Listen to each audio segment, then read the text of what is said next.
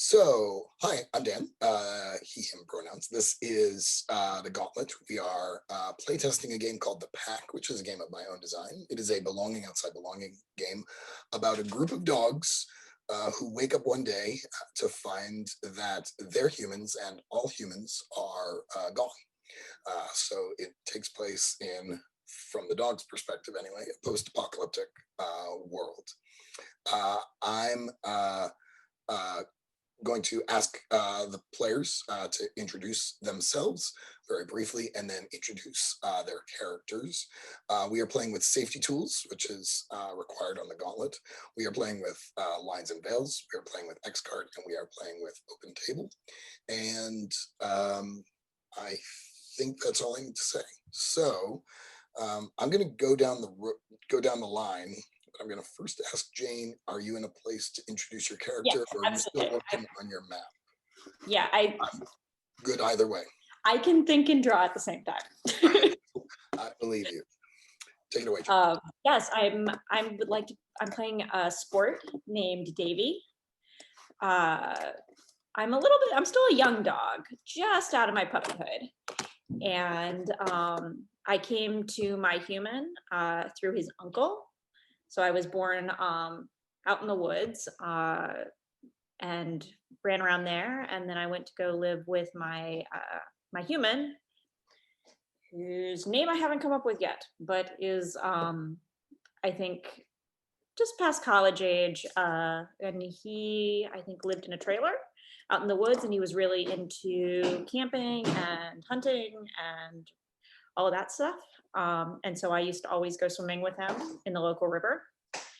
And the memento I keep from before is his red paisley bandana, which he would sometimes tie around my neck. And it's gotten quite dingy, probably. When we figure out I don't know how far out we are from the disaster. So its level of uncleanliness will be modified by time. I really don't like enclosed spaces. I think it's all that time running around outside. It feels uncomfortable to me. And when I'm afraid, I just howl. And we're doing just introductions, or are we adding questions? Yeah, let's do introductions, and then we'll go around again and ask our questions. And the type of dog I am is a treeing walker hound, which sounded like a good country dog. Nice. I'm next in the character keeper because this is belonging outside belonging. It's GM-less, which means we all play characters. My name again is Dan. My pronouns are he, him. I'm playing a stray. Her name is Scallop. She is very friendly, very helpful. She's been living on the beach in the nearby beach for a few years. She was a rescue dog, but her owners had retired out here in this vacation area, and but they died and several years ago, and so I've just been wandering the neighborhood ever since, trying to make friends with all the dogs and other animals nearby. By living on the street as I was as a stray, I survived by hunting in the nearby forest, and even though I'm very friendly, I can recognize a threat when I see one, and I learned how to hide from threats while I was a stray. I get called Scallop by the local vacationing people, or had been called Scallop because I carried a scallop shell around with me, something that I picked up on the beach near my old home. I'm terrified of unfamiliar creatures. All manner of things get washed up on the beach that frighten me, and I cower when that happens. And that's Scallop. David, can I ask you to introduce Oatmeal? Yeah, I am going to be playing as Oatmeal, the Italian Greyhound. He uses the Thief playbook. And the way that I envision Oatmeal is he's this little bitty 9-pound purebred Greyhound, Italian, little bitty. And he was originally bred for use in like agility competitions and that kind of thing. He was owned by a software technician, kind of techie, West Coast, Silicon Valley, Seattle kind of software guy who kind of lived by himself and had oatmeal as sort of a hobby that he likes to do, was, train him for these agility competitions. Beyond that, his favorite target, in keeping with the thief playbook, is food. It is little bags of miniature stroopwafel cookies. He's a big fan of those. Will sneak into the cupboard, tear the bag open, and just munch on those things until he's half sick. The little memento that he has from before everyone disappeared is a little blue and white collar with a bell around it that his owner used to have on his neck to help keep track of him when he would zip around the house. But now he can't really wear it and stay safe in this new existence. So he has it, but he doesn't really get to wear it anymore, which is really kind of sad for him. His biggest fear is enclosed spaces. So that would be cages, kennels, small closets, those kinds of things. And when he is afraid, he runs around. He gets the zoomies and zips around. I envision this little guy as being about 3 years old. So he is old enough to be something of an accomplished athlete, but still young enough to have quite a bit of puppy left in him. And I think that's all I've got for oatmeal. Nice. Thanks, David. And Lowell. So my name is Lowell, pronouns he, him, and I'm running Sparky, the safety dog, pronouns he, him. And he is a medium-sized, beautiful Dalmatian with a clear coat. And of course, because he's the Dalmatian, he is the dumbest of all possible dogs. I just want to point that out. When I was downstairs telling Sherry about my character, she said, "So you're running a himbo?" And I said, "Okay." So that is my dog. I'm from a long line of firehouse dogs, and I don't have a conventional human family. They were like people that swapped around all the time. So I was excited. I always had lots of owners, lots of kids that would go through and things like that. I used to get taken to big public events like the safety days and the state fair. So I was used to being out and showing off and doing little tricks with my Johnny little hat, which is the thing that I keep from before, is this little plastic fireman's hat that I sometimes will manage to put on again for old time's sake. It's got a lot of chews at the edges of it, I imagine. And my biggest fear is that I'll never be the center of attention again. For the pack or for humans or for anything, because I used to be a star, and I like that because then they gave you treats, and now that's not what's happening, and I don't understand why. And when I'm afraid, I get overwhelmed and I will sit and shiver. Nice. Thanks, Lowell. So part of the Belonging Outside Belonging playbooks is we ask each other some questions. And the way I frame these is we ask one of the questions in our playbook to the person to our left. Since we're playing online, we will follow the character keeper. So Lowell, I'll ask you to go first, and you'll be asking a question of David. So David, what aspect of your appearance, of your look, might I judge harshly? I mean, I'm judging everyone's appearance, but about yours especially, what would it be? I think that it might be, there's so many options. The Italian Greyhounds are such a weird looking thing. But out of all of them,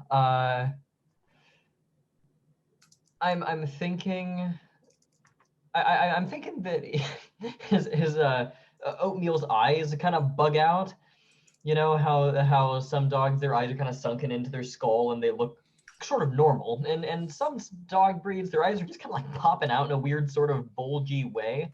It maybe that kind of throws Sparky off, or just seems kind of stupid or dopey in some sense. I'll leave that up to you. But the eyes, but just afraid they're going to pop out of your head.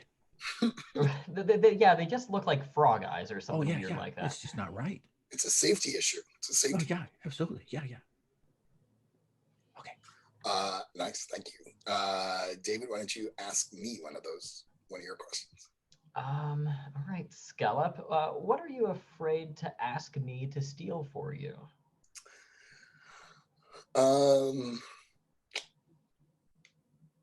Let's see. I've been always really cautious about going into the other houses, and that's why I started hunting in the forest. But I remember what prepackaged food tastes like, and I remember what fresh table scraps taste like, and I know that I would get them on special occasions, but I would also be in big trouble if I stole it myself. So I've sort of remembering that from when before I was a stray, and so I'm afraid I would love to get some food from one of the homes, but I'm afraid to ask you to steal that from me. Got it. And now it's my turn, and I get to ask James Davy. How can you help me integrate into the pack?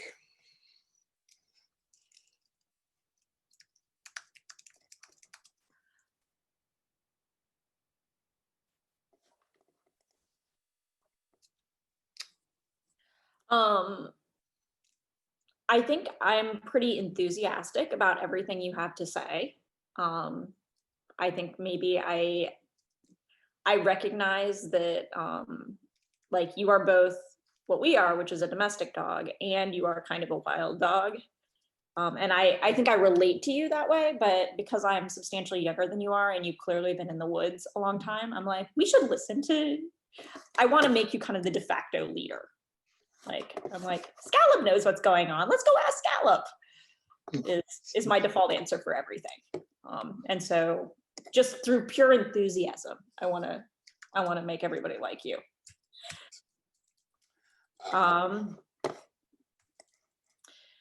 Sparky, what game do you like to play with me? The Pose and Prance, like that's a game that we do where we kind of walk along and then we tilt our heads just so, and we walk along and we do that, and it's very fun. It's very fun because you do that, and then usually you get treats. It's still fun, but you don't get treats. But that's what I love to do. I'm very good at it, and you should get good at it too. You pose and prance. I go point.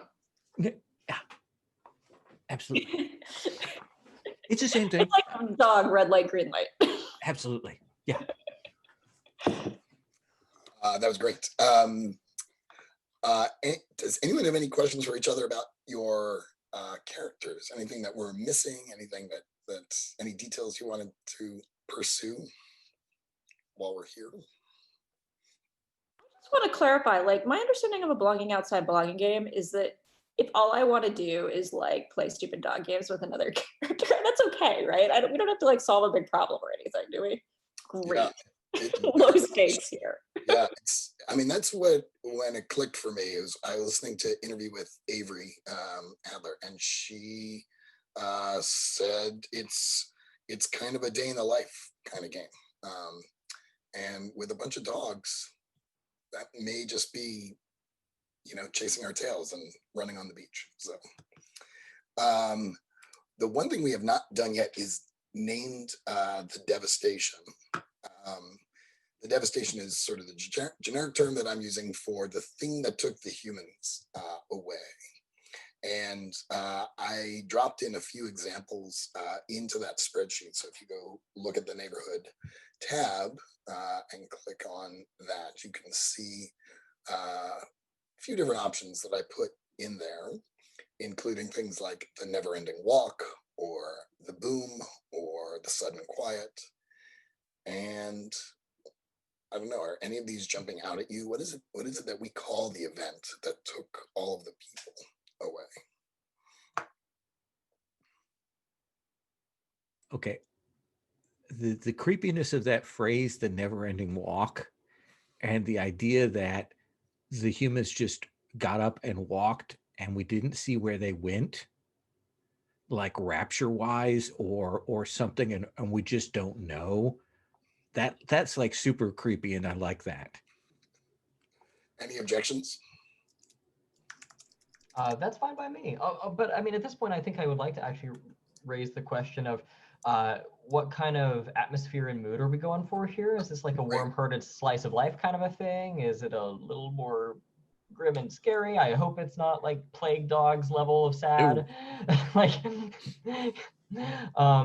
just kind of wondering what people are thinking here.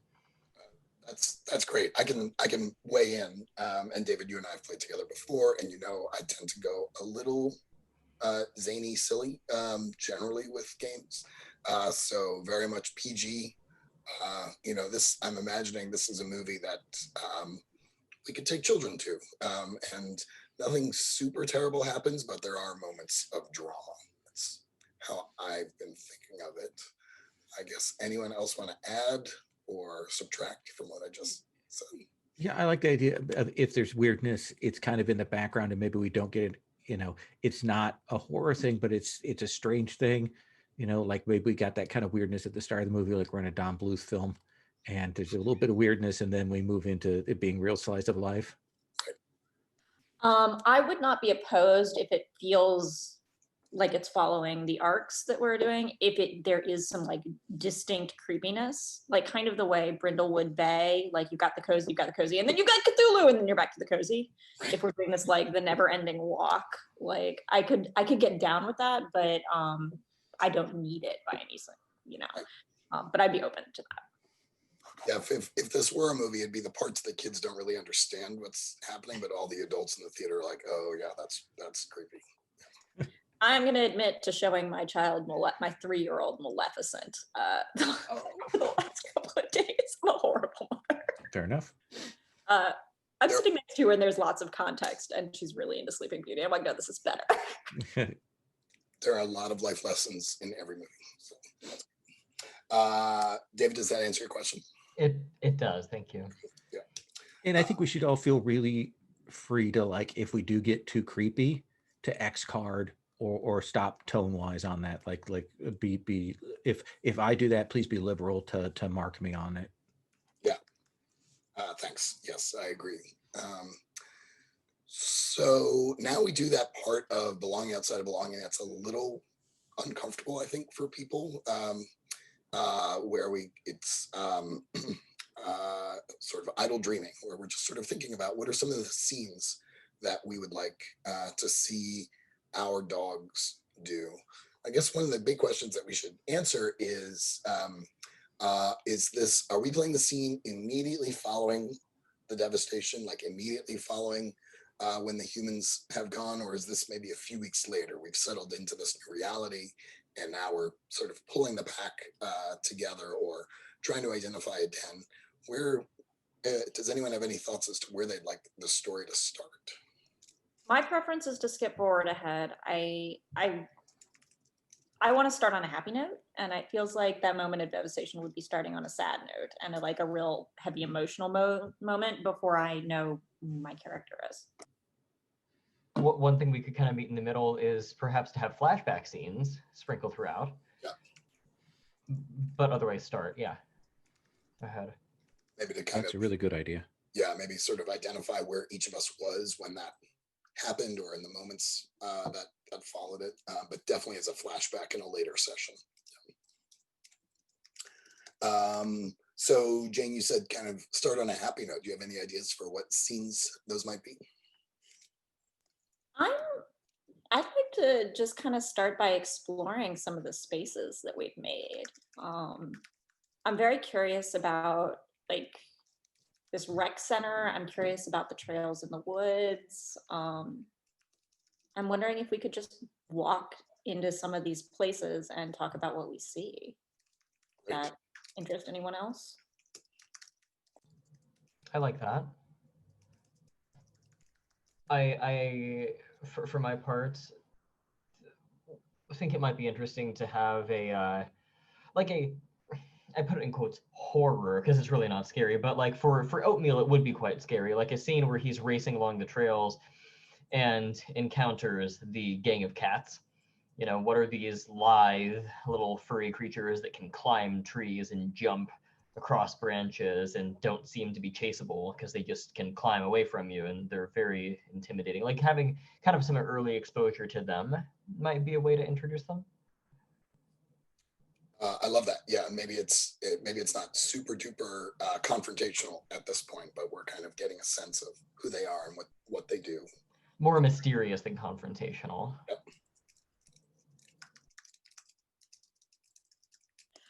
So in listening to some other belonging outside of belonging games, it seems like in a lot of them, the players kind of pick a starting set element. Do we want to do that, or we'll just sort of like feel it out scene by scene basis? We can decide where the den is. Yeah, I think that's especially since we're kind of starting in the middle of things. Maybe we should pick the area where the den is on our map. I've been afraid to close the screen sharing because I don't want to lose this piece of art. I'm going to keep saving it. Jane, did you have ideas to where kind of we've settled on our den? Who put the rec center on the map? I did. What are you? Tell me a little bit about what you're thinking in the rec center, because that's the one that's there's a tennis court that has the kind of cracks in it with little bits of grass growing up. It's got a little snack bar. It's got a little roller rink that maybe was hip like 30 years ago, and now it's not. It's probably got a barn with rentals for like ski booze and that kind of thing. That's sort of what I was imagining there. It's a very low grade sort of entertainment rec center for the park, the kind of private park area. I Like think if people like opportunities, especially if there's like a snack bar that maybe wasn't properly locked up, like would provide shelter with also having like a big window. It's kind of like a grand doghouse. Oh yeah. Is anybody else like I love that.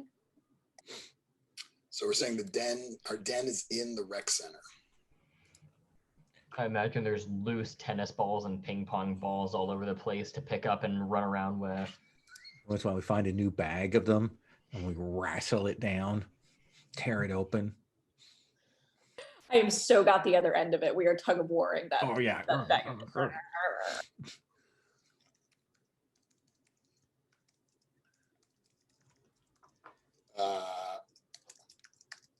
I like maybe playing a scene where we're kind of getting things set up or acquiring some supplies and bringing those back to the den. Maybe raiding one of the houses. Yeah. Just see what's in there and bring some items for bedding or something like that back to our den.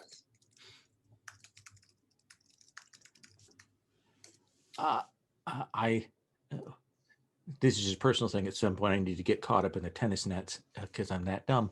But I'd like after we've like met the cats somewhere down the road, I'd like there to be a scene where the cats are like telling us these horror stories about the mountain lion, and we're buying it hook, line, and sinker. Like that's they're the ones that are supplying the details for that. Nice. Are they doing that to kind of keep us in line, or do they genuinely believe those horror stories? Or they're cats. They're just telling it. I don't think they have an agenda beyond it's going to freak the dogs out. Just being jerks. Yeah. I say that as a cat person. That's great. Any other scenes or things that you'd like to see? I have one other idea, but I'm curious if other folks have any other ideas. Maybe figuring out that like going under the pine trees is bad because dog's paws and pine needles don't get along really well.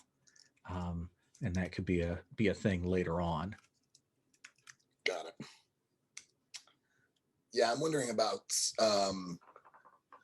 maybe starting to sense or starting to the swimming hole maybe being kind of a focal point for some of the mystery of the devastation. And that's where we start to see just tiny hints of stuff changing, things that we would not expect to see at the swimming hole happening there.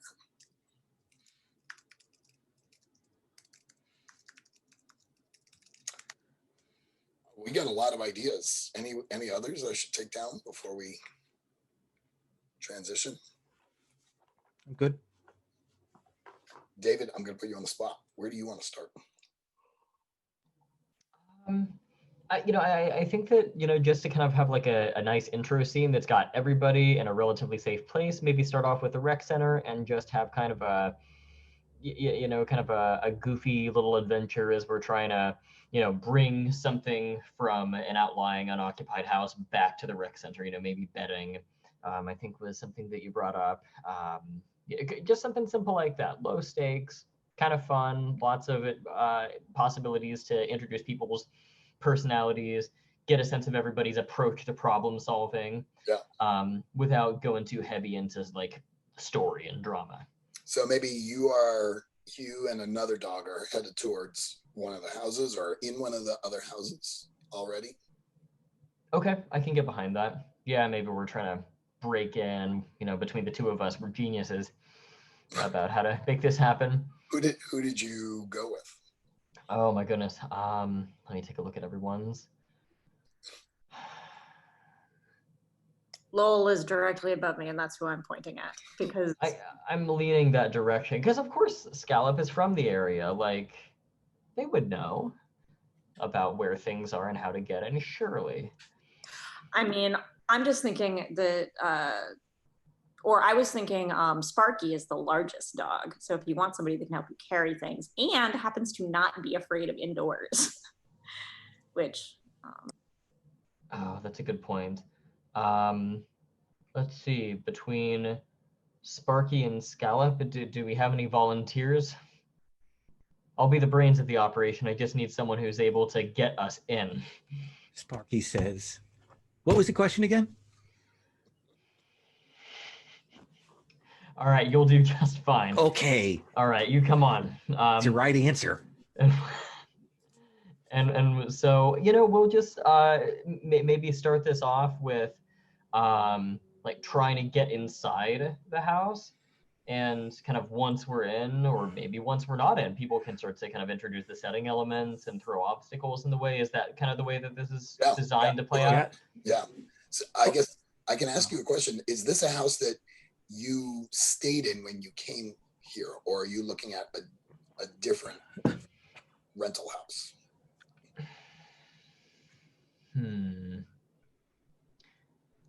Let's go with a different one, just so that the unknown can kind of factor into it.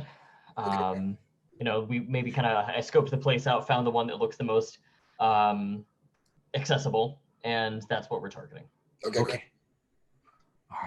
All right. So to get into a house, you need to ring the bell. We need to find the bell, and we need to ring the bell, because when you ring the bell, you get into the house. So we got to find the bell. Sparky, I hate to bring this up again, but the reason the bell works is because people open the door for you when you ring the bell. And if you take the people away, the bell doesn't work anymore. So we got to find a different way that doesn't require use of the bell. Oh yeah, I knew that. That was a joke. I was making a joke about bells and dogs and people. I spin in a circle a couple of times and then come to my senses. Okay, how about this? Yeah. Houses. They've got windows, and some of them have garages. Yeah, garages. And others still have, even better, they have little bitty windows in the basement. Oh, some of them have all three. Yes, and that's why we picked this specific house. It's got all three kinds. Oh. Yes. So, here's what I'm thinking. Okay. Yes, tell me. I want to see if we can try one of the big windows. What do you mean try? Like push on it? Like scratch at it? Well, I was thinking maybe if we can find one that's got a little bit of an opening, it just got. Oh yeah, because you're a tiny little thing. We'll just push you through. Well, yeah. I mean, you'll have to chew open the window screen first, but then I'll just slide right on through, and then I can come back around and maybe try to open it up from the inside. Is my thinking. I see absolutely nothing wrong with this plan. I don't see how it can fail. Okay, good. So Let's go around. Let's go around, and you can and I'll like crouch, and you can climb up on me because you're a tiny little thing.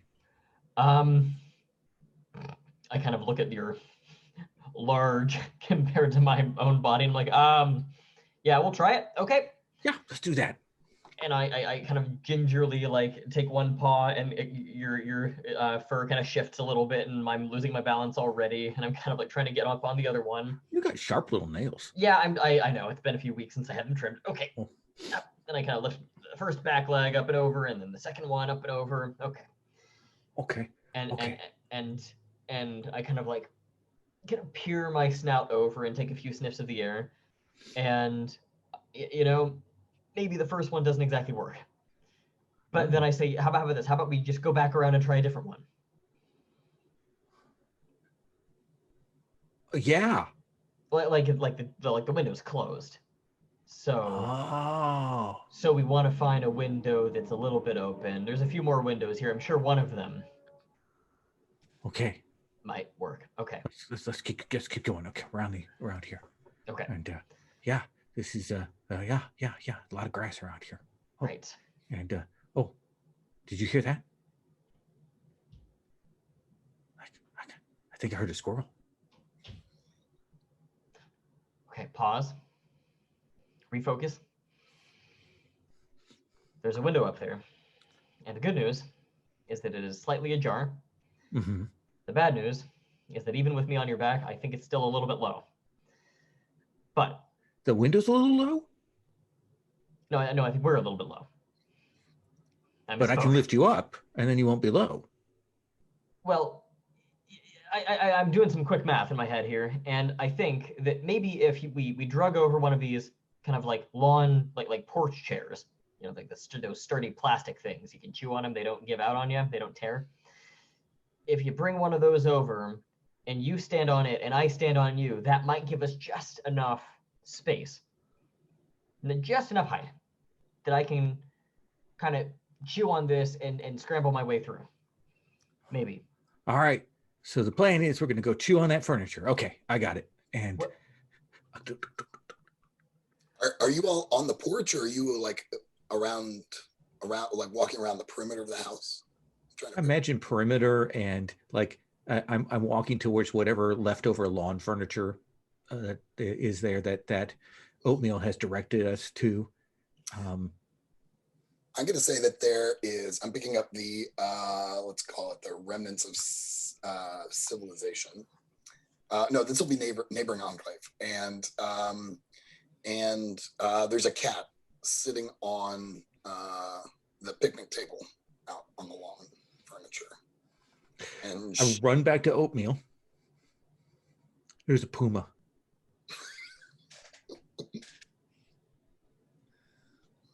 Really? It's on the table. she's doing that thing where she's got her tail hanging over the edge of the table and it's like swishing back and forth when she sees you guys. You're close to its size. You should go talk to it. Did it see you?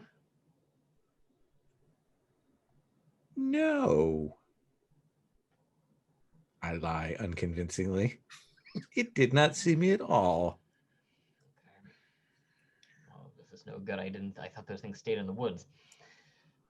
I'll very carefully and gingerly kind of step around maybe one corner of the house and kind of peer out with my big little eyes and see the cat on the table.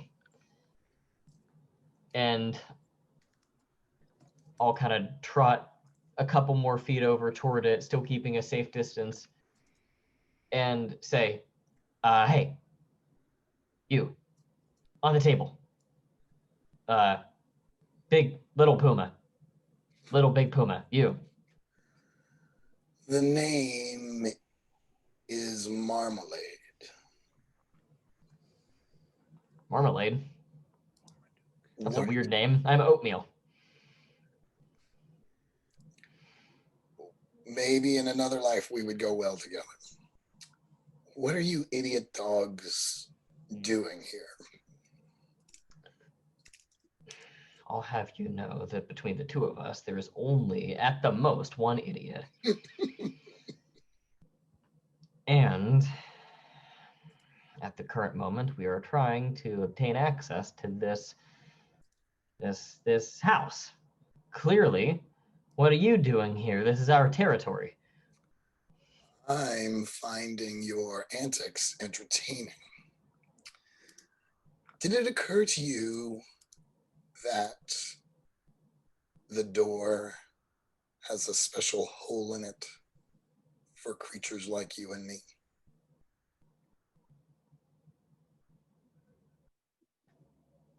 I consider the concept and I say, I don't think I follow. Some people call it a doggy door, but I prefer to call it a cat door. If you go to the back door, you will see a smaller door inside the human door that you can fit through.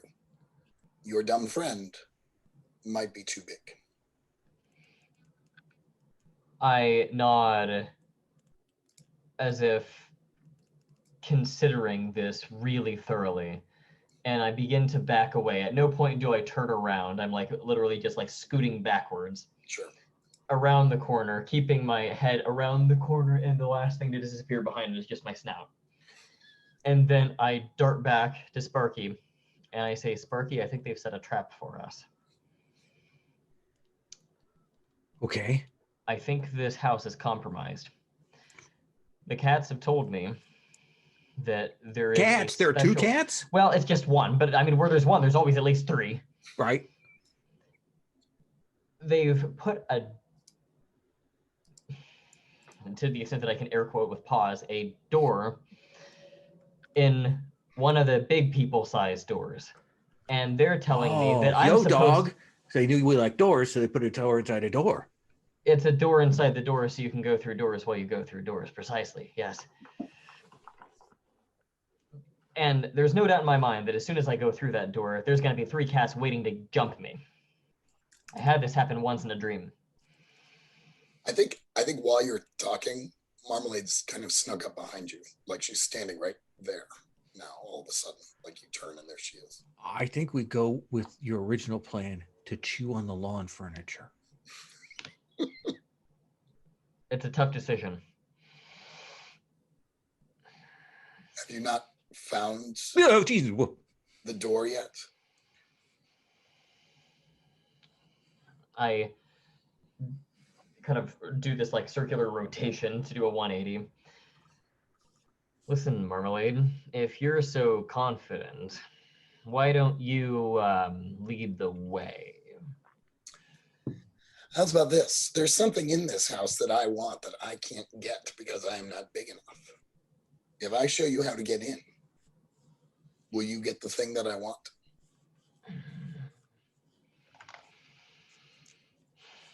It's hard to turn down that kind of challenge. What is it that you're after?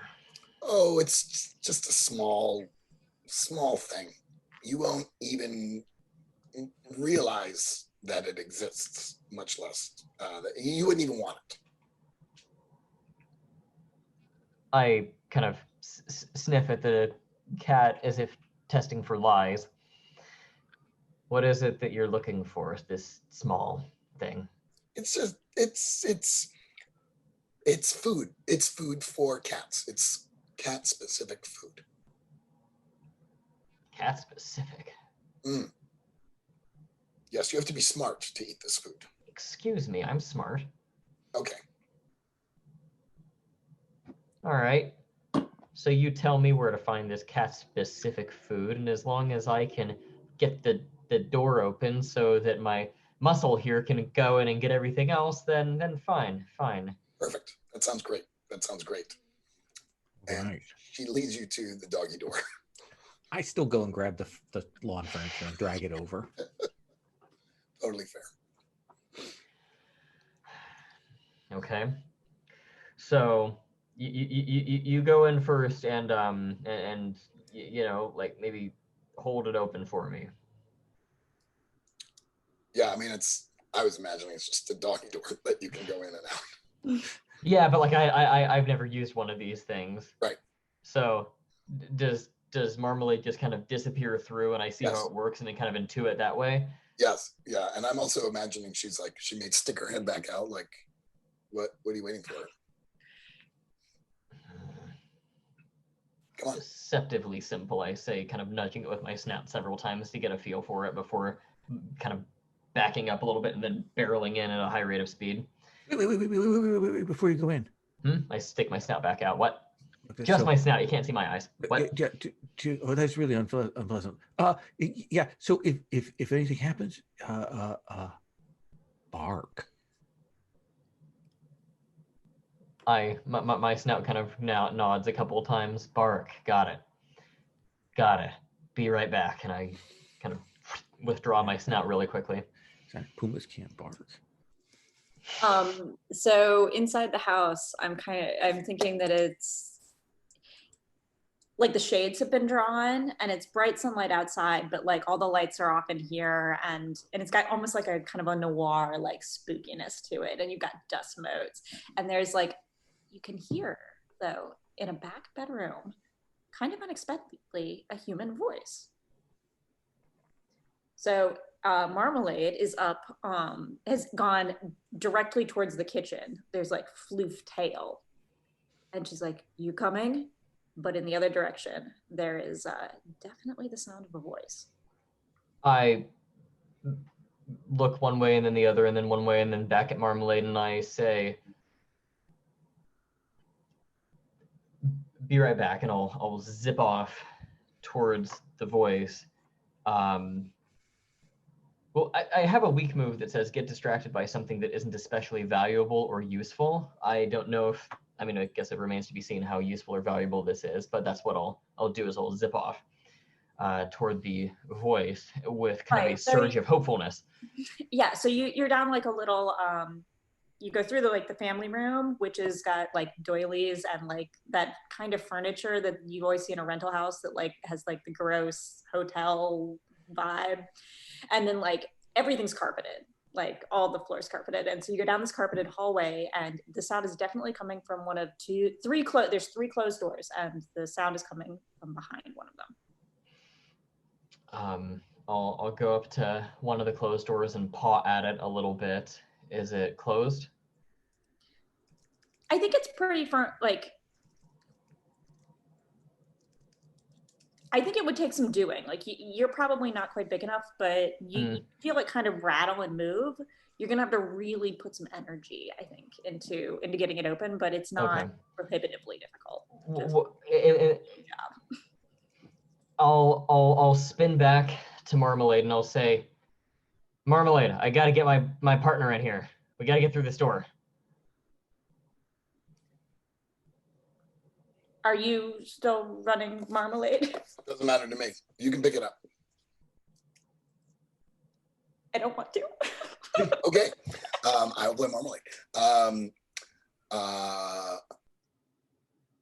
Marmalade says, what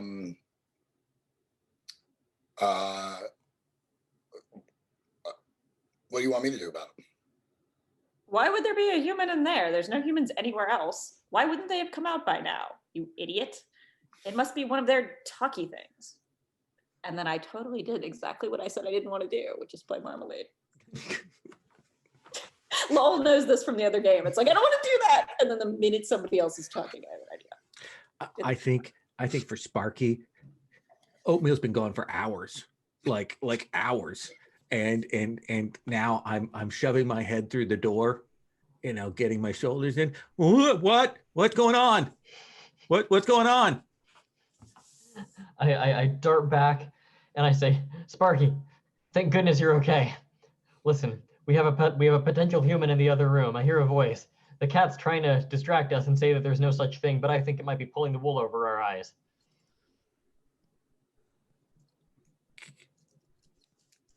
Like a sweater? Kind of like, when you get a doggy sweater stuck on your head and you can't really see anything. It's a metaphorical and figure of speech. Yeah. I know that pain. Yeah. Yeah, it's just like that. So get this door open. Get this door open. Well, Shaking the frame of the door within the door. let me see here if there's a. Are you stuck, Sparky? Is that what's happening right now? Are you getting yourself wedged and stuck? I'm probably more than a little stuck at this point, but I'm not going to tell anybody that. I have a strong move to use daring acrobatics to escape from a dangerous situation. I wouldn't call this a dangerous situation, but I was wondering if it would be appropriate to use daring acrobatics to like get a running start and do like this leap, onto like the doorknob and then. I think you can definitely have that door open. Well, yeah, so, and we didn't talk about mechanics at all, and I apologize for that. But when you use your weak move, you earned a token, and now that you have a token, you can spend it to do this strong move, and I'm totally okay with you. I would. Yeah, that's awesome. Okay, I'll burn the token there, and I'll be like, all right, Sparky, don't move. Just stay put.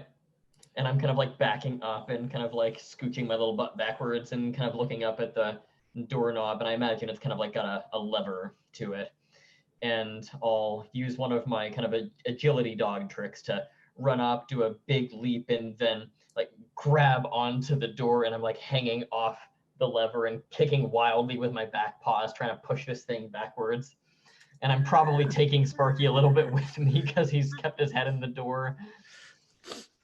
Pushing as hard as I can to get this door open when it gonna. You gotta push, Sparky. Use your back legs. I am pushing. Oh yeah, this way, and then I'm pushing. Yeah, the other way. And I guess the door comes open, and now you're in the scene. Desperately get my head out of the door within the door. There. All right. Okay. I've clattered to the floor. Okay. All right, Sparky, look, I need your muscle. There's a door down the hall. Across Another door? There's two it's not doors? It's not the same kind. It's a regular door. I just need you to kind of push. I don't have the strength to do it. You're bigger than me. I think you can make this work. Okay. I will. It's the one with the human voice behind it. Ooh, look at this over here. Oh, what's this over here? Oh, there's a kitchen. No. It's Sparky, here. Pause. Oh. The door, down that way. Oh, okay. And then, because I'm a Dalmatian and my head is like a big furry mace, I'll against the door until it gives. I think it does. It's like just it needed some force pushed against it, like, and maybe even you're like lifting a little and it, like, slides inward. And what's inside is a bedroom, and the bed is unmade, and but there aren't any people, and it doesn't even really smell like fresh people, but there's definitely a voice coming from the table beside the bed.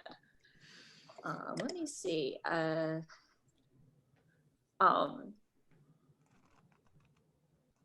I mean, I think the most, like, I'm kind of just imagining that it's a radio on. And so like once the door swings open, there's like, you hear this voice, and then there's like, one of those long beeps, and we would know it as like a test of the emergency broadcast system. And then it speaks human for a while, and then it beeps another long beep again. But sadly, I don't think there are any actual humans here. Oatmeal. Oatmeal. What'd you see? Yeah, I think it's like a squawk box, like a radio, like a television, like a talkie thing. Marmalade approaches and she's like, "Are you guys done yet? What are you doing?" I turn around and I think that I vent my frustration a little bit and kind of like do kind of a growly yip. Like I'm just so upset that I've been foiled again. Like I imagine this isn't the first time that this kind of thing has happened to me. And I'm like, listen here, Marmalade. Maybe you don't have a heart like the rest of your kind, but I, for one, actually care what happened to these people. They're gone. You got to get over it. You got to live a little. Look, were you allowed to get on the bed? Were you allowed to jump on a couch? No, but now you can. So I say, grab those pillows, grab that blanket, bring it back to your den. Oh yeah, we know where your den is. And live a little. And you promised you would help me. There's something upstairs I need your help with. I kind of dejectedly like arch my back and kind of tuck my tail between my legs a little bit and say, all right. It's okay, Oatmeal. You're a tiny little thing. I'll get the blanket and the pillow and the other pillow and then the other pillow, and I'll drag him out. Thanks, Sparky. You're a good friend. Oh. Okay. I'll kind of trot after this cat. But I'm a little bit more, just a little bit discouraged, and not like dramatically sad, but just like comically sad as I'm kind of trotting after. As you go Marmalade. upstairs, you hear an unusual sound, and the cat kind of pushes her way through a door that's partially open, and you see a birdcage hanging from kind of a stand, and there's a pair of canaries in there who have been able to survive on some bird seed over the last couple of weeks or whenever, and they're singing, but it's quiet, so it's and they're clearly devastated. We can make a decision as to whether dogs and birds can talk to each other, but Marmalade's like, I need you to knock this cage over for me. I'm not strong enough. Just run into it like you dogs do. Just run into the stand. Just run into it. Just bang into it. It'll fall right over. Your work here is done. But there's no food in there. It's just birds. Maybe I like bird seed. Maybe I like bird seed. Bird seed? Don't you have like kibble or wet food or? I have a taste. I have a taste for something that's not a mouse. We've eaten so many mice. Bird seed. I think for a minute.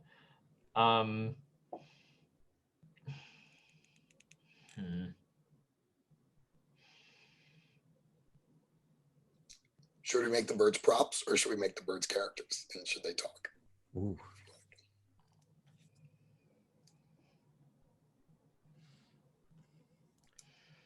I kind of like it if the birds are characters. That we'll negotiate. Is that okay, David? That's fine by me. I suspect that I'll botch this in some way and earn the ire of Marmalade. But before we make that decision, I just want to say that if we do that, it ripples out that every potential prey animal might talk back to us. Yeah. And I don't know how excited I am about that idea. No, I think that's a kind good of weird. point. That's a good point. Okay. But still, they're in a cage. They're not like wild birds. That's a different thing. We could potentially make the rule that any domesticated. Oh no, I'm in terms of Oatmeal thinking about it. Like I absolutely agree that they should be like not make them characters, but for our purposes, we're like, oh man, they're things that are trapped in things, and feeding them to a cat's not cool. Right. From the dog's perspective, these were part of someone's pack, right? These were. Well, and I think that I specifically put down that my biggest fear is enclosed spaces, and so I probably have a bit of empathy for these birds locked up in a cage. Like, I'm not heartless. I'm no monster. So I look at the birds and I look at Marmalade and I say,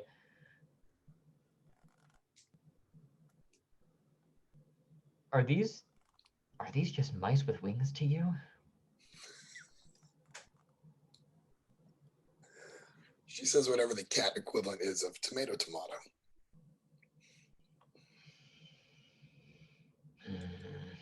Mouse Meese. I don't know. This seems like a pretty big job for me. I think that I'll need to enlist my partner here. I'm like calling across the house. Sparky, yeah, could you drop the pillows and come back up here for a second? Oh, you're muted. Pillows have been dropped, but Sparky's in the bathroom, full length mirror, checking out his fur, getting it clean, making sure it looks good. Maybe going up and pushing the little water thing on the sink to wash the little paws of clean water, and just kind of checking himself out. Oh yeah, you're the dog. All right, yeah. Oh, what?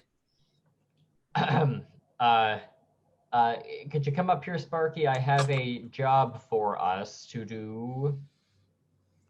Oh, what are we doing? Oh, that cat's still here. Yeah. Don't mind Marmalade. Look, we've been tasked with. You see those birds up there? We're supposed to get them down, and definitely, when we knock the cage down, make sure they don't escape.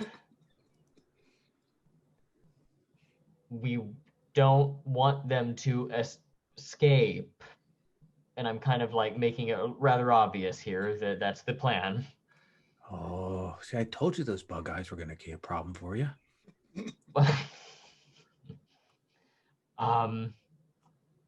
Don't escape. But then why are we knocking it over? Because we're doing Marmalade a favor. Marmalade let us in the house, so we need to help Marmalade by making sure those birds don't escape their cage when we knock it down. So I'm gonna knock the cage over, and when it falls, I need you to make sure that the birds stay put. I turn to Marmalade and I say, he's going to knock the cage over, and I'm absolutely not going to let them get away so that you can't eat them. There were a lot of double negatives in that sentence, but I believe you.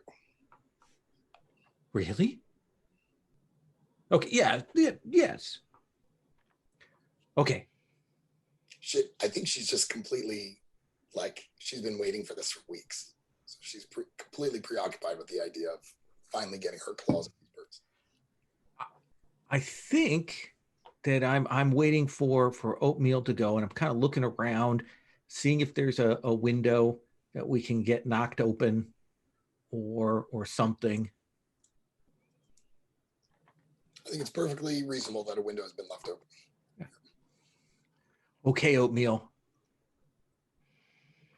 All right. On the count of 3, 1. Did the count? Well, God, you were doing math earlier and now you're counting? I'm a very clever dog, Sparky. This is how I think. Okay, you can count, but when we need to go, will you say go?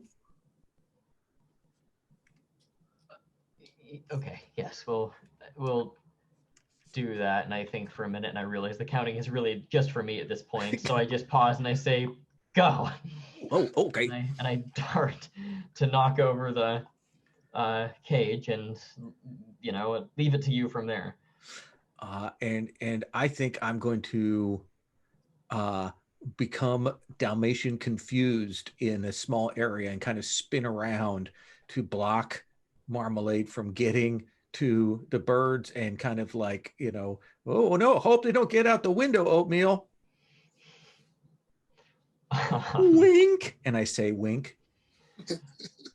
I feign utter terror at your banging around, causing a ruckus. I act like that's really, really scaring me, and I kind of jump over, making a big fuss and flailing my limbs about, and I try to throw the cage open, and the poor birds, in theory, are free to fly if they want to.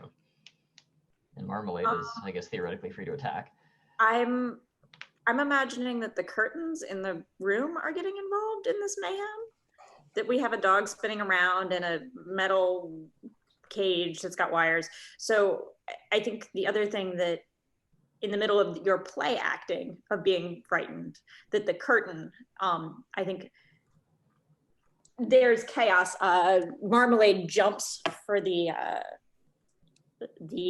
cage, and she's either going to get the cage, but if you do, or I'm trying to do a thing, and I can't always do a thing. I want to give you a choice.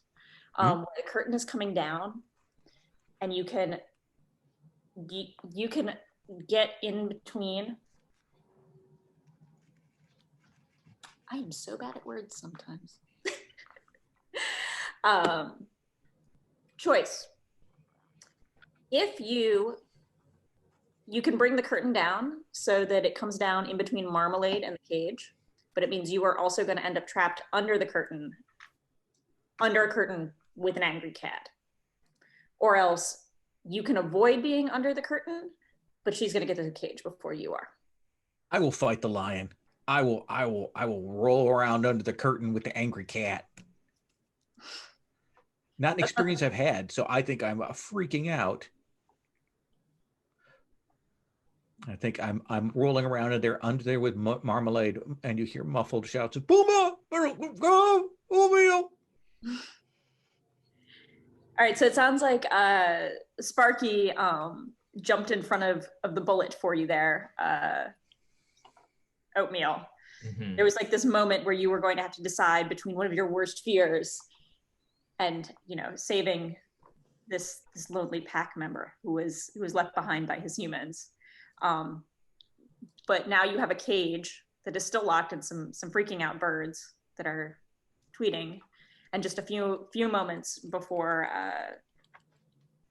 either Sparky ends up injured or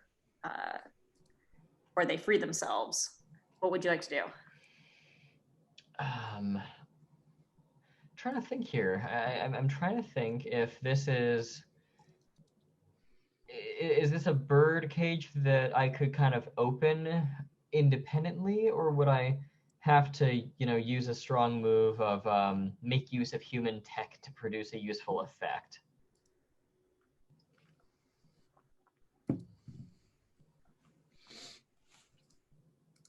What is it that you're trying to do? I'm trying to open the cage. My understanding is that it's still closed. It feels to me like this should be pretty easy to get open. I mean, birdcage locks are pretty light. It's like a latch. If anything. I don't feel like that should be like a hard move or like a strong move. Yeah. I mean, or we can just say that, like, because you took that bullet, Sparky, and you're gonna have to deal with this cat, that when it comes down, it pops the lock. And so it's just a matter of rolling it over so they can escape. Okay, I can definitely kind of nudge it over with my nose and kind of roll it such that the door kind of falls open on one end, that sort of a thing. And a flapping, tweeting ball of yellow explodes out of the cage into your face. How do you react to that? They aren't grateful. You were expecting grateful, maybe. I think that at this point I would, with the ball of fur and not fur but feathers and yellow in my face, I think that I would scream, "Sparky, abort mission! Meet back at the base, abort mission!" And I'll succumb to my fear as a weak move for me. Oh, nice. And I will just take off at full greyhound speed, just darting across the large I'm imagining this great kind of pastoral lawn that separates this house and the rec center. And I just take off at full speed in a fit of cowardice.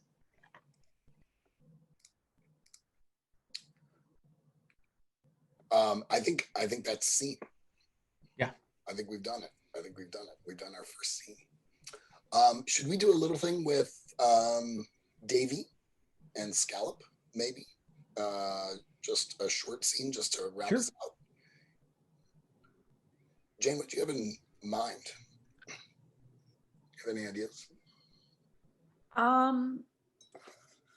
For whatever reason, I'm imagining just Davy sort of like pacing back and forth at the edge of the woods, and you kind of standing back, and maybe and Davy saying, "So we can't go in the woods. Why was that again? Why are the woods a bad idea?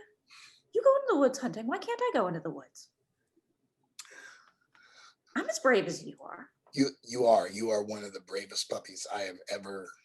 I'm real fast too. You are very fast, but I'm totally ready. You'll take me in, won't you? Will you take me in the woods? yes, but we have to stick on the trails. We cannot talk to anyone that we meet in there. Who would we meet in the woods? Who's to talk to in the woods? I want to meet people in the woods. I Oh love. no, hunting. I got you. Yes, we can do a little bit of hunting, but since the thing happened, there's been some other animals in there that Other animals? I want to meet other animals. they're not very friendly to animals like you and me. But won't they?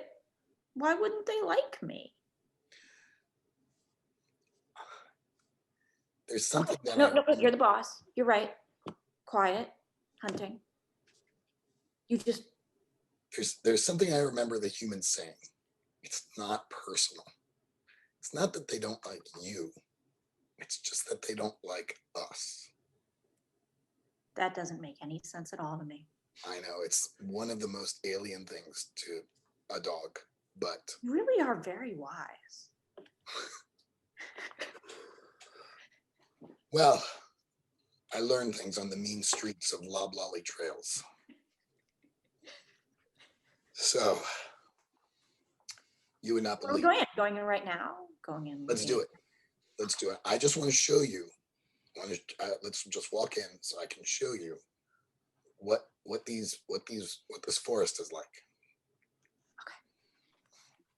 But on my mark, on my cue, if I say the special word, which is pinecone, you have to run as fast as you can back to the den. Do you understand? What happens if I say pine cone? Because it looks like there might be a lot of pine cones. You're right. You're right. It's not a good word. I'm pretty sure there won't be any biscuits. There probably are not any biscuits in the woods. Mouth start watering. You're right. No, you're right. I look at. I'm so sorry. I didn't mean to. I'm sorry. It's okay. It's okay. It's just been so long since I've had a biscuit. Balloons. There won't be any balloons. Balloons. Good idea. If I say balloons, you Balloon. run as fast as you can. And what happens if I say balloons? I will run. We will both run. We should just run. Okay. Back. We just run. Should we just run in and run out really fast? Back to where? If I say balloons, where are you going to run to? Home to the den. Right. The den. Good. I'm learning. You're a very good teacher. I say we make our way. Stupidest dogs ever. They're not. The bar is very low. I say we make our way into the forest, and Scallop probably has kind of a usual route that she goes. I don't know. Is this our first time going into the forest together? I think so, definitely. I think I've been really wanting to go and keep telling me that I can't. It's not like the forest back home. Right. Settle down, puppy. Right. And so she kind of points out a few things, or Scallop points out a few things to Davy, like, here's a good hiding spot.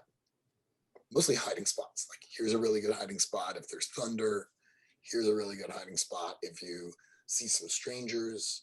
Here's a really good hiding spot if All of this hiding and running away, that's not, I don't need to run. I'm brave. I don't need to hide. I'm sometimes brave. sometimes We are the pack. it's true. We're gonna hunt. It's true. Okay, let's hunt. What are we hunting for? What kind of things do you, I'm curious what, I'm kind of imagining you as being the breadwinner and bringing like food back to the, like, what have you been bringing back to us from the woods? I think mostly the squirrels and the rabbits are a little too fast for me. Okay. And so I'm thinking maybe Those. mice and chipmunks. Okay. I think as you two have kind of gone to kind of negotiating this, that you've gone into the point where, like, when you look back, you still see woods. You're not seeing out of the woods. And I think you've got like just kind of crossed that boundary when you hear not like scurrying like mice or things like that, but like scurrying of something larger, like scritching, but like not moving too far. It's off the trail a ways, but it's definitely hearing noise in the underbrush there.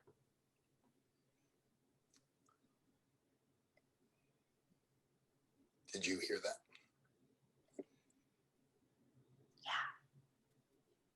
You know what I used to do with Ben? Sometimes I would go that way and I would sneak around. And he called it flushing. Have you ever tried flushing? It's fun. Are we doing that now? Could I teach you a thing? Let's try it. All right. I'm gonna go around. Okay, so let's see.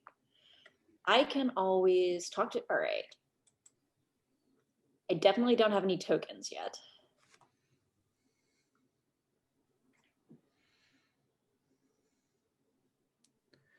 Okay, what am I too naive to see? I think that you will move, and I think we will see that there are some bigger tracks of like something like has been by here recently with big paws. We don't know if it's a bear or a mountain lion or whatnot. And you will see that there is like a fox caught in a little line trap, like wrapped around a leg, and that is scurrying there. And you don't realize it yet, but they've clearly been left there for the bigger thing to come back for soon. I'm going to succumb to my fear. This fox is weird, and I've avoided them, and it's an unusual creature. And so I am going to flee into one of my nearby hiding spots. And the fox looks at your at Scallop run away, big mound of fur, and then looks at you, Davy, and does that thing where It's a really Can good fox. foxes talk? of I course feel there's like a movie they're called The like Fox and the Hound, so I think foxes have to Yep. be able to, they're not I just prey cracked for my us. head. I'm like, you're not prey. What are you doing? What are you playing? You look sick. You look hungry. These things are all true, very much so. I don't know why I have this accent, but that's the one I'm going with right now. Okay. Because he's got Yes, little mustache off of him. Yeah. Do you think I wish to be here? I do not wish to be here, but here I am. So, oh, I see. I see. You got a thing. You should get the thing. The thing should not be on me, and it should be somewhere else. You can Okay, do so that. I guess You I'm get- gonna- with your teeth thingy. Yes, come on. I'm a friendly guy. I'm gonna. Okay. I guess. I'm seeing if I have a move to do that, but I don't know that I do. Does it feel like a move to get the trap off of him? I feel like it would have to be if we. How about the move is not getting the trap off of him, but you get the trap off of him, but then we hear the bigger predator. Okay. That that's the thing that comes. Does that feel like an okay trade-off? Because right now you've got a sort of lame, terrified fox, and your friend Scallop who's hiding, and something big is coming. Okay, so I'm imagining that I'm like I'm imagining the trap from that's in Watership Down. That's like just not like in a post in the ground. Yeah, it's just not, little like, string post. out. Yeah. And so it's probably still attached to its leg, but it's now like capable of moving away. And I'm like digging, and then I hear like the branch snap behind me, and I turn around and my ears flatten back.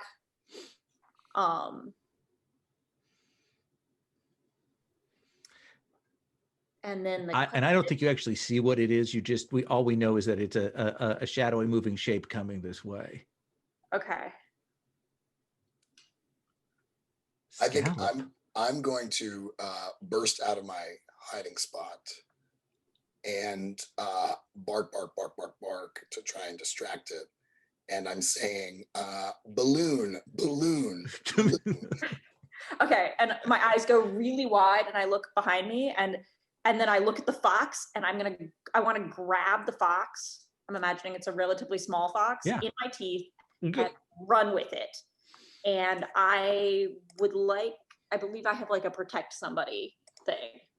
Keep someone safe from an immediate threat. Nice. Which I'm going to spend my token on, because I'm going to bring this fox, our fox friend, back to the den with me. So running out, the fox is screaming about the indignity and how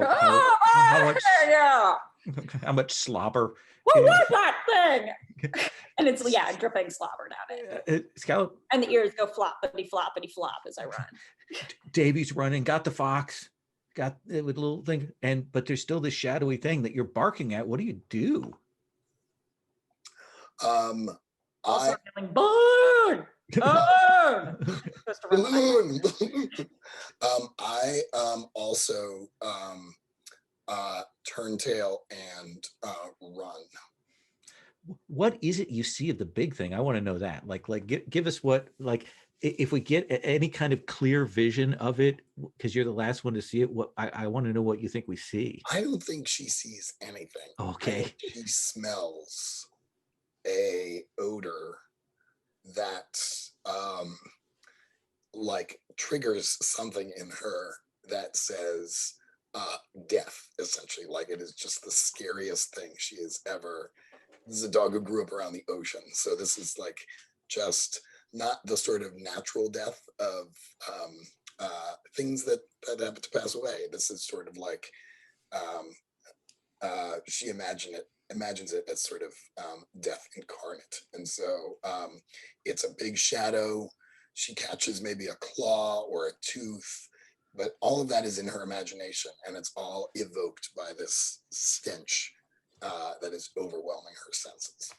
I'm imagining like anaerobic bacteria smells so much worse than bacteria that live in oxygen. Like, that it's like that. It's like rot, but like rot in in a sealed container. Nice.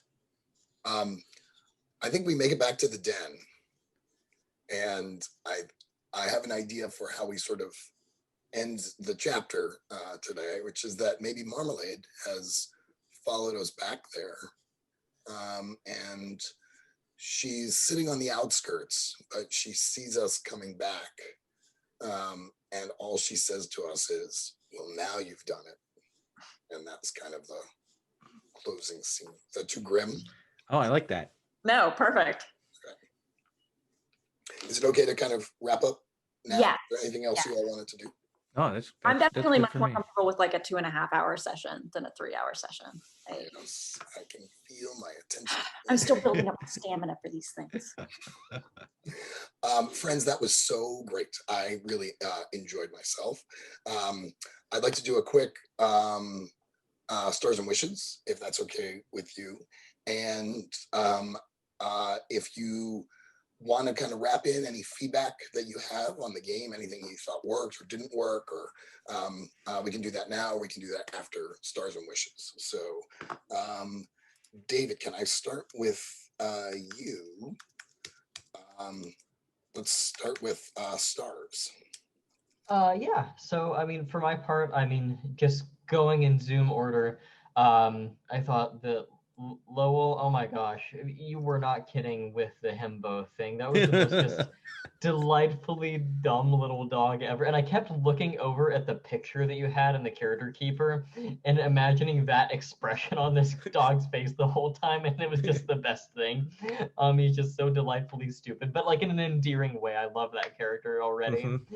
And you know, Dan, I thought that the way you characterized Marmalade was perfect. Like that kind of smug superiority is 100% on brand for cats, and so thank you so much for introducing that, especially as kind of a recurring character who isn't necessarily menacing or evil, but definitely is kind of a thorn in our sides in a way of speaking. And then finally, Jane, the thing that I want to highlight is all the drawings. That was choice. Loved it. But in terms of the game itself, I thought that you'd actually, I mean, I couldn't tell that this was your first Belonging Outside of Belonging game. I think that's what you said it was, but I wouldn't have been able to tell because like you jumped right in and were like taking hold of setting elements, which is the thing that I consistently struggle to assert myself in doing. So that was really, really, really, really cool. I thought that you played that so wonderfully. So, you know, those would be my stars. I mean, wishes wise, it's hard to say. I don't think anything immediately comes to mind. I hope that we make a lot of use of these recurring characters because this is a really kind of like heartwarming slice of life kind of feel that is coming together. And so I like the idea that we have all of these little adventures throughout the course of the season, but it always comes back to a few recurring characters like this fox or Marmalade or what have you. I just hope that we get to make a lot of use of those. But other than that, that's kind of all I can think of right now. It's been just really, really, really fun so far. That's great. Thank you, David. I've got Jane next in my Zoom.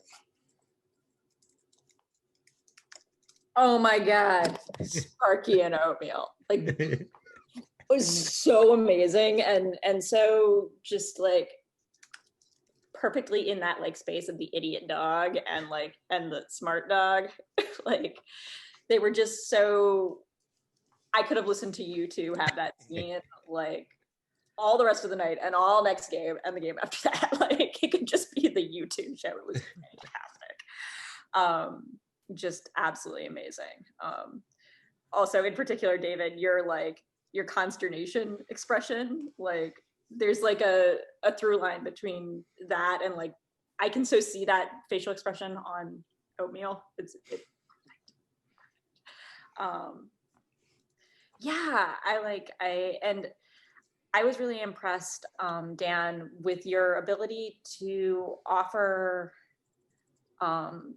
just options that had a lot of leeway. I sometimes struggle with that. I'm like, well, I think there should be a radio playing a message in the house, but I don't always know how to make that interesting for the players. And everything that you added in was like, there were lots of different ways to take it. And I was just impressed with that.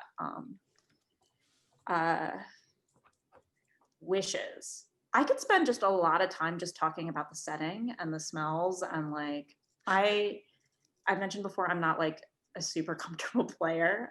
So I guess my wishes are just like, I want to smell things and taste things and talk about all the sensory interactions for the dogs and spend a lot of time doing that. This is really fun though. That's a really good idea. I think we should, Yeah. I would love to try that next time. Like, let's just dwell in the spaces a little bit more. Yeah, like I really want to lean into, dog senses. It's not as much about the colors. Yeah. It's about the sounds and the textures and smells. Yeah, that's great.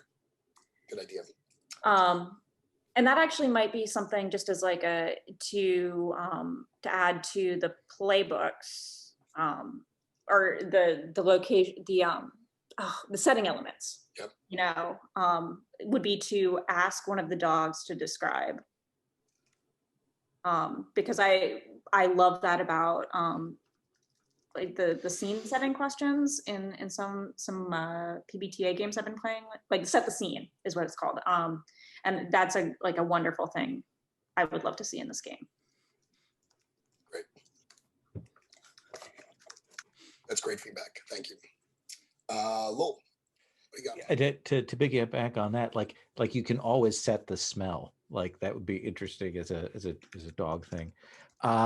Really enjoyed playing David with Oatmeal there. I loved that back and forth. That was really fun. I'm glad you're willing to play with a kind of slightly, more than slightly, dumb character. I loved all the characters. All the characters were really good. Jane, that point at which you went, look, if we make this choice about the birds, here are the implications that spiral out from that. That was 100% on. It was such a great thing to point out and to keep us on track in terms of how we were thinking about things. That was really good. I loved making up the setting. I loved what everybody contributed to this. Not only the pictures and the map drawing, which is awesome, but just all the elements people brought and the thinking about it. And we very quickly, I felt, honed in on a very distinct and vivid place to play in. So I loved that. I like the setting a lot, like both in the specific, but this whole setting of the game. I wasn't sure how I was going to like it, but I really do, and I'm digging it so far. Wishes, yeah, I think bringing back the recurring characters, having them as elements, swapping up. I will say I often have. It's often for me a challenge when we play GM-less games. I don't do it that often, about knowing when I should take the reins, how should I be pushing other people to take the reins, things like that. And for wishes, I want to get better at that. That's something that I want to be stronger about. So I'm looking forward to playing this more. I'm really enjoyed myself. It was a good time. Great. I thought what you did when Davey was in the woods was perfect, in terms of like grabbing the reins, Lowell, just as to, let you know that you're doing a really good job. Actually, can I expand on that? Because I feel privileged to have been able to watch Lowell switch hats from player to GM. It was like your voice changed. And having now played with you both as a player and a GM, it was like your whole demeanor sort of changed. And I appreciated that you were able to do that and kind of draw us characters kind of out of that scene.